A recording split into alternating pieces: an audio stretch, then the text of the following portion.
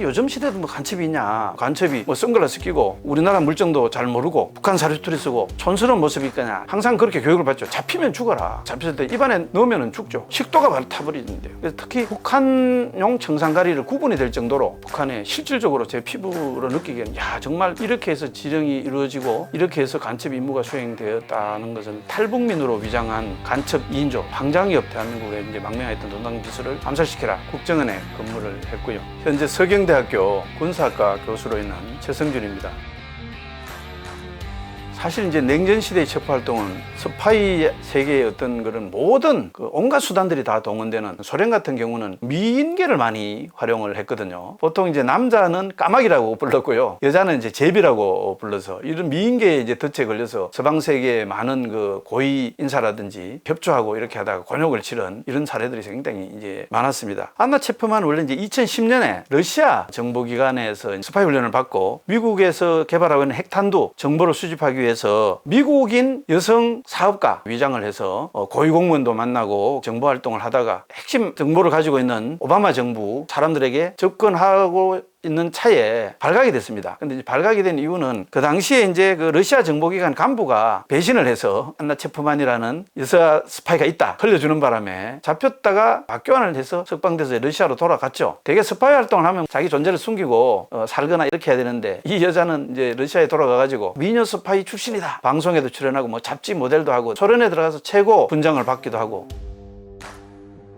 미국은 사실 냉전 시기부터 축적된 이런 그 정보 활동 역량이라든지 정보 기구의 규모라든지 세계 최고라는 데서는 아무도 이의를 달지 못합니다. 다만 이제 중국은 전체주의 국가이기 때문에 내부 보안이나 완전히 사실상 개방된 사회라고 할 수 있는 미국보다는 우위에 있다. 택시 기사들한테 함부로 얘기하면 그게 다 정보기관에 입수가 된다. 이런 얘기까지 있을 정도로 전 세계의 화교들이 엄청나게 퍼져 있잖아요. 무조건 많은 정보를 일단은 모아서 미국에 뒤처지는 정보 역량을 커버하고 있는 걸로 특히 이제 지금은 사이버상이 이 첩보 소스가 굉장히 중요한 소스인데 중국 같은 경우는 그레이트 웰이라고 해서 보안 장벽을 철저하게 쌓아놓고 있거든요. 미국은 또 그렇지 않죠, 그죠? 무한대로 이렇게 이제 개방되어 있기 때문에 중국의 그 사이버 침투에 의한 스파이 행위에 굉장히 골머리를 앓고 있고 자기 국민을 통제하기 위해서 빅브라더와 같은 감시 시스템을 작동을 하기도 해요. 자국민은 뭐 당연히 감시할 테고 외국인은 들어가는 순간부터 일일이 다 감시당한다고 보면 되죠. 공항에서부터 뭐 일거수일투족이 항상 감시당하고 또 중국 사람들 자체가 그런 훈련을 받았고 있습니다. 옛날에 우리가 뭐 간첩 신고하는 것처럼 사람을 통해서 첩보 수집을 하는데 대개 이제 그런 것은 고첩이라고 해서 장기적으로 현장에서 잠복하면서 스파이 활동을 하는 경우가 있고요. 특정한 목적을 가지고 적대국에 거기서 스파이 활동은 뭐 이제 대개 이런 두 개의 부류로 나눈다고 할 수 있죠. 어쩌다 보면은 평생 그냥 임무를 대기하다가도 보낼 수도 있고요. 고첩 같은 경우는 해당 지역에 근거를 갖고 있고 거기서 사는 사람들일 경우가 많습니다. 돈을 주고 포섭하는 경우도 있고 그 이념이 만든 나라에 협조를 하게 한다든지 경우에 따라서는 약점을 잡아서 스파이 활동하도록 이렇게 한다든지 다른 나라에서 스파이 활동한다는 건 기본적으로 불법입니다. 스파이를 보냈다는 것 자체가 전쟁 선포나 다름없는 그런 행위라고 봐야 됩니다. 은밀하게 진행될 수밖에 없고요. 다른 나라의 스파이 활동을 알고 있으면서도 모른 체 하는 그런 경우도 있습니다. 우선 우방국 간에도 사실은 어떤 형태로든 간에 보이지 않는 첩보 활동이 있다고 봐야 됩니다. 미국이 우리의 가장 우방국이라 하지만 최근에 용산을 뭐 감청했느니 뭐 하는 이런 얘기도 있었는데요. 어느 나라나 다 하고 있다고 보면 되거든요. 다만 이제 우방국끼리는 약간의 상호주의 같은 게 있죠. 기본적으로 외교관들은 그거를 하기 위해서 나가 있다고 봐도 되고요. 결정적인 국익에 침해가 되지 않는다면은 계속 관찰하고 두고 보죠. 또한 이제 어떻게 보면 적대국의 간첩이지만은 두고 보는 경우도 있습니다. 어느 나라든지 스파이 활동을 한다 그랬잖아요. 근데 이 스파이가 잡히지 않는다는 보장이 없습니다. 잡히면 죽을 텐데 내 스파이가 진짜 조국을 위해서 일하다 잡혔다. 그럼 이제 그 스파이를 잡아서 막 교환을 한다든지 경우에 따라서는 이제 이 스파이를 관찰하고 있다가 약점을 잡고 네가 처벌을 받을래? 아니면 우리나라를 위해 협조를 할래? 이중 스파이로 활용하는 경우도 많습니다. 근데 그것도 해결 안 되면은 사형당하거나 최고형 처벌을 받아야 되죠.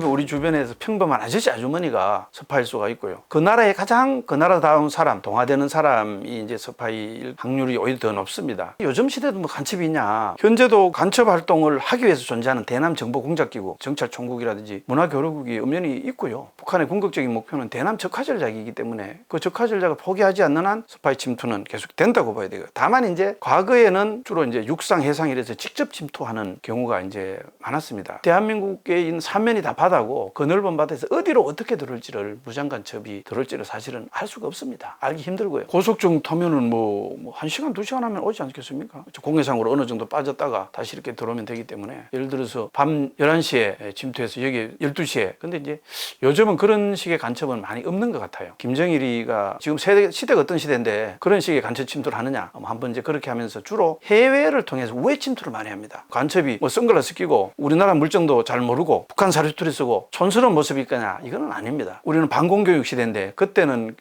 간첩 식별요령이라는 게 있었거든요. 6.25 때 납북됐다가 뭐 최근에 내려온 사람, 아침 일찍 산속에서 양복 입고 내려오는 사람, 100원짜리 담배 사고 10,000원짜리 내는 사람, 그때는 그럴 수도 있었어요. 근데 지금은 그렇게 어설픈 간첩은 없다고 보면 되고요. 철저하게 위장을 하고 은닉하고 했기 때문에 사실 적발한다는 게 굉장히 어렵습니다. 특히 우리는 폐쇄된 사회가 아니고 미국 같은 완전 개방된 사회고 국민 인권의 중주시되는 사회이기 때문에 뭐 조금 의심된다고 해서 잡아다가 간첩이냐 이렇게 속된 말로 족칠 수도 없거든요. 적발되지 않고 압력하고 있는 간첩이 더 많이 있다. 휴전선을 넘어서 올 수도 있고요. 고무보트 타고 밤에 들어와서 활동하다가 가기도 하고. 탈북민이 이제 오면은 우리 합신소에 이제 입소를 해서 조사를 받거든요. 가장 먼저 색출을 하는 게 이 사람이 진짜 북한 사람이냐. 조선족 중에서도 북한 사람임을 위장을 해서 북한에서 왔다 이렇게 하는 사람이 많습니다. 왜 그럴까요? 한국 국적을 얻기 위해서입니다. 북한 사람이 확인되면 대한민국 헌법상 한반도와 부속도서가 대한민국 영토이기 때문에 북한에서 탈북하면 바로 대한민국 국민으로 인정이 되거든요. 근데 조선족은 중국 국적을 가진 중국인입니다. 그걸 가려내는 여러 가지 노하우는 있습니다. 오랫동안 축적된 자료가 있으니까요. 내가 뭐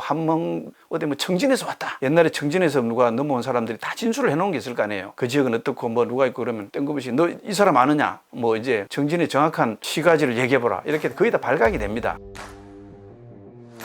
한국의 북한 간첩이 얼마나 되느냐, 김정은 정도나 정확하게 알 수 있다고 할 정도로 세상에 아무도 모른다고 봐야 될 정도로 그러면은 북한의 간첩들끼리는 누가 간첩인지 아느냐, 그것도 원래는 모릅니다. 원래 스파이 활동은 차단의 원칙이기 때문에 서로가 하는 일도 모르고 같은 일을 하는지도 사실 모르고요. 만약에 그게 알면은 한 놈이 잡히면은 다른 놈까지 줄줄이 풀어야 될 거 아니에요. 배신이 제일 이제 나쁜 행위이기 때문에 조국을 배신하는 거기 때문에 죽일 수가 있고요. 정말 숨어있는 가점 있던 경우에 죽였다면은 대한민국에서도 모르게 지도세도 모르게 이제 할 수 있고 아니면 그냥 뭐 자살 사건이다 이렇게 위장될 수 있기 때문에 수사 과정에 적발되면은 좋지만 안 될 수도 있는 그런 개연성은 충분히 있다 이렇게 보시면 되겠습니다. 간첩이 우리나라에서 공공연히 뭐 무기를 가지고 다닌다거나 이거는 불가능합니다. 대신에 이제 비상시에 사용할 수 있는 권총, 은닉해 있다가 급할 때 이제 사용하겠죠. 과거에 실제로 김정일의 처조카인 이한 영이라는 집 앞에서 권총으로 암살됐죠. 배신자라고 해서 경우에 따라서 이제 독침 같은 거 휴대하기가 간편하고 이러기 때문에 배신자들을 없앤다든지 정부 요인이라든지 청산가리는 자살용이라고 보면 됩니다. 칼기 폭파 사건 때 김성일하고 김현희가 바레인 공항에 잡혔는데 김성일은 이 청산가리를 앰프를 깨물고 죽었고 김현희 실패해서 대한민국에 잡혀와서 실체가 밝혀졌지 않습니까? 항상 그렇게 교육을 받죠. 잡히면 죽어라. 잡히면은 북한이 대남 스파이를 난파시키고 이런 침투 활동을 했다는 증거가 되고요. 조사를 받다 보면 배후, 실체 이런 게 드러날 수 있기 때문에 잡혔을 때 입안에 넣으면은 죽죠. 식도가 바로 타버리는데요. 그래서 특히 북한용 청산가리를 구분이 될 정도로 청산가리 성분을 보고 이건 북한에서 개발한 청산가리일 거라고 짐작을 합니다. 독침은 여러 가지가 있겠죠. 실제로 그 외국에서 그런 사건이 있었습니다. 버스 정류장에서 기다리는데 우산으로 그 사람을 찌르고 그 자리에서 이제 죽는, 은닉하거나 사용하는 여러 가지 방법이 있죠. 만년필 같은 데다가 독침을 심어놓고 호신용으로도 쓰고 공격용으로도 쓴다. 바로는 안 죽지만은 고통을 받다가 대개 한 몇 시간 안에 죽죠. 북한에 실질적으로 제 피부로 느끼기에는